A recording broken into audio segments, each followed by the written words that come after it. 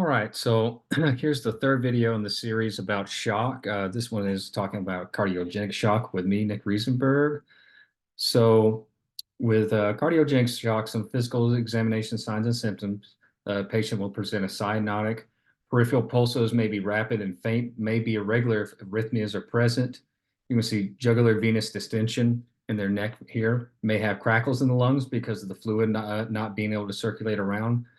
Peripheral edema, altered mental status caused by hypoperfusion, and then decreased urine output also caused by the hypoperfusion, tachycardia, hypertension or hypotension, excuse me, and heart sounds are usually distant. Third and fourth heart sounds may be present.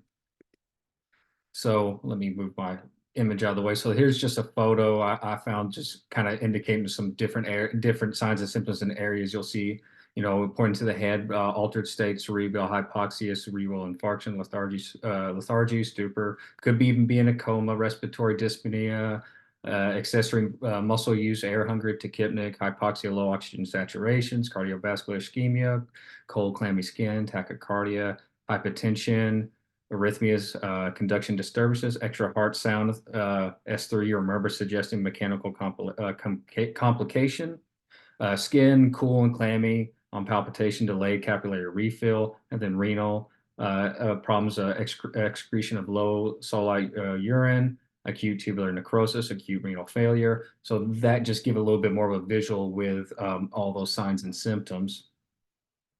And then with imaging, you have echocardiography to establish the cause of cardiogenic shock. So that one's important. So you can see what is actually happening. Is it a left ventricle failure? Is it right ventricle failure? Chest X-ray useful for excluding other causes of shock or chest pain, or like an aortic dissection, tension pneumothorax, pseudomediastinum. Then ultrasonography used to guide the fluid management because they're going to have a accumulation of fluid because the heart's not being able to pump effectively.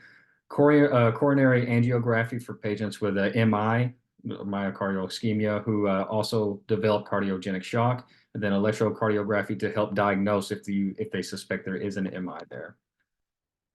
So this is just a photo of the coronary angiography. It shows that anterior lateral myocardial infarction that's developed from cardiogenic shock, severe stenosis of the left anterior descending coronary artery with a dilated percutaneous transluminal corneal angioplasty. A little convoluted, honestly, for me, but that shows that there is a myocardial infarction that has developed from the cardiogenic shock. So hemodynamic monitoring, with this one as well, you're going to use the Swan scan catheterization to exclude other types of shock and also to monitor the hemodynamics. So when you're monitoring, what you're going to see is a PCWP is going to be greater than 15. So you're going to have a high PCWP. Decreased cardiac output. The cardiac index will be less than 2.2 liters a minute. Large V waves on the PCP tracing suggest severe mitral regurgitation. So that's something to be aware of when you're watching the tracing. And increase in oxygen saturation between the right atrium and the right ventricle is diagnostic of ventricular septal rupture. A high right-sided filling pressures in the absence of an elevated PCWP in case ventricular infarction.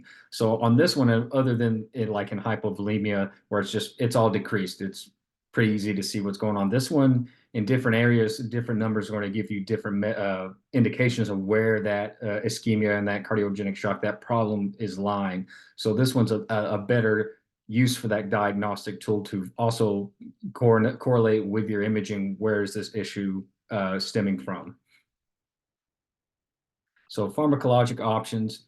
So dopamine is the drug of choice to improve cardiac contractility. It may also increase myocardial oxygen demand by increasing that contractility, moving that blood out there and not letting it get pulled up.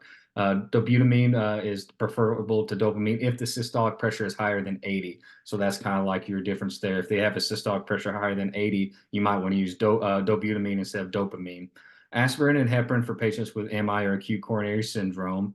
Inotropic and/or vasopressor therapy for patients with inadequate tissue perfusion and adequate intravascular volume to maintain MAP of 60 or 65 millimeters of mercury, and then diuretics to decrease the plasma volume and peripheral edema. Because unlike the last shock, the hypovolemia, this is not an issue of not having volume. We have volume, we just have a cardiogenic issue that is impending on us being able to circulate that volume.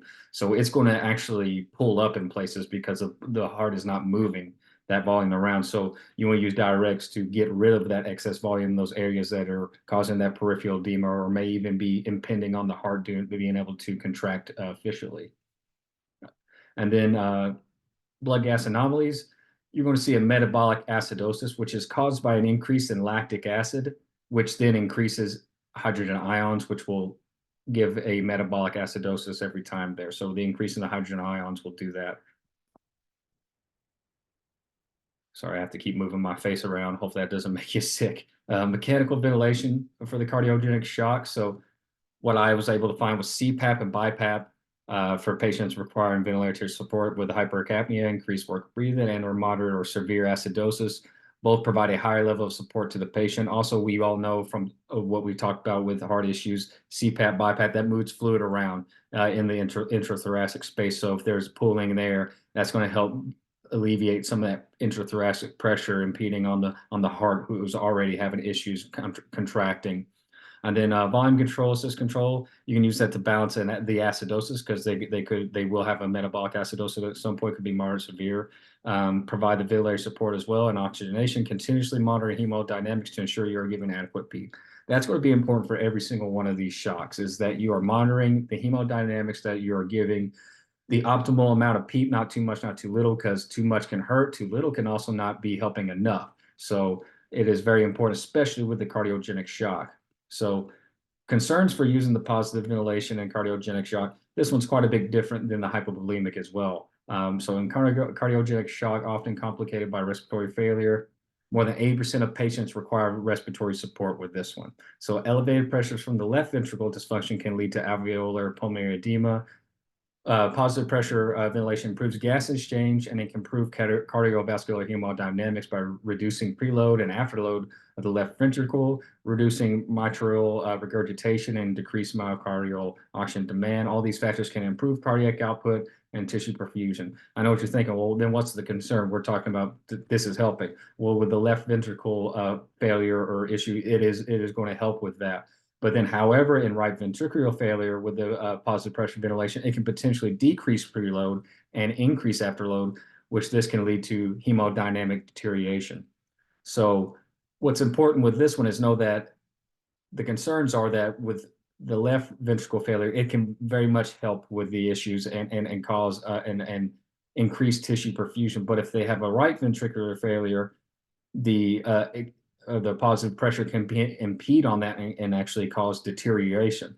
So determining the source of shock with imaging is paramount to determine if positive pressure ventilation will be a positive or negative factor to the patient. So that's a big issue with this one. They're going to need oxygenation otherwise, but it's just knowing if is positive pressure ventilation going to be helpful or harmful, and what's the optimal amount in the situation. So summary signs and symptoms: jugular venous distension, peripheral edema, rapid and faint peripheral pulses. So with the imaging, echocardiography is to establish the cause of the cardiogenic shock. Coronary angiography for patients with a MI who also developed shock or developed MI from the shock. Hemodynamics, large V waves on the PCP tracing suggests severe mitral regurgitation, and a high PCWP is going to indicate that there's going to be that kind of heart, that kind of shock. Excuse me. Pharmacologic options: dopamine or dobutamine to improve cardiac contractility, diuretics to decrease plasma volume and peripheral edema. So when you come to the mechanical ventilation, CPAP or BiPAP is always a good option to help displace the fluid, but also give oxygenation and ventilation support. Or volume control, assist control to help balance their acidosis if you've gotten to a severe point with that acidosis that they might be impending on respiratory failure. Positive pressure can improve hemodynamics with the left ventricular failure, but it can also potentially decrease preload and increase afterload in the right ventricular failure, which would lead to hemodynamic deterioration. So when it comes to that concerns with that is just being able to know and determine the cause of shock and the source of it before you establish if positive pressure ventilation will be a benefiting factor or a hindrance to the patient's overall state. Thank you.